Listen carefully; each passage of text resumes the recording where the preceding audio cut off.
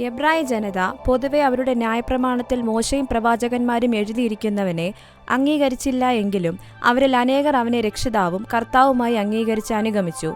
ഭാരതീയ മതസാഹിത്യങ്ങളിൽ വിവരിക്കുന്ന പ്രജാപതിയും സത്യവും ചരിത്രത്തിലെ ക്രിസ്തു തന്നെ എന്ന് മനസ്സിലാക്കിയ അനേകം ഭാരതീയർ ക്രിസ്തുവിനെ രക്ഷിതാവും കർത്താവുമായി അംഗീകരിച്ചു. സത്യാന്വേഷകരായ അനേകർ ക്രൈസ്തവ പ്രസ്ഥാനത്തെ അനുകരിച്ചുകൊണ്ട് ബ്രഹ്മസമാജം, പ്രാർത്ഥനാ സമാജം തുടങ്ങിയ പല പ്രസ്ഥാനങ്ങളും ഇവിടെ രൂപം കൊണ്ടു. അതിന്റെ ആദ്യകാല പ്രവർത്തകരിൽ പലരും ക്രിസ്തുവിനെ സ്നേഹിക്കുകയും ബഹുമാനിക്കുകയും ചെയ്തിരുന്നു. പണ്ഡിത രമാഭായിയെ പോലുള്ള പലരും ക്രിസ്തുവിനെ അംഗീകരിച്ചുകൊണ്ട് ക്രൈസ്തവരായി. സുബ്ബരായർ, അനന്തരായവർ, രാമായണ വാമന തിലകൻ, പ്രൊഫസർ രാംചന്ദ്ര, തമിഴ്നാട്ടിലെ ശൈവ വംശജനായ മഹാരാശൻ, സഹോദരനായ ശിവഗുരുനാഥൻ, സുന്ദർ സിംഗ്, കൃത സിംഗ്, ഭക്തസിംഗ് ഇങ്ങനെ നിരവധി ആളുകൾ യേശുക്രിസ്തുവിനെ അംഗീകരിച്ച ഭാരതീയരിൽ പ്രശസ്തരായിട്ടുണ്ട്.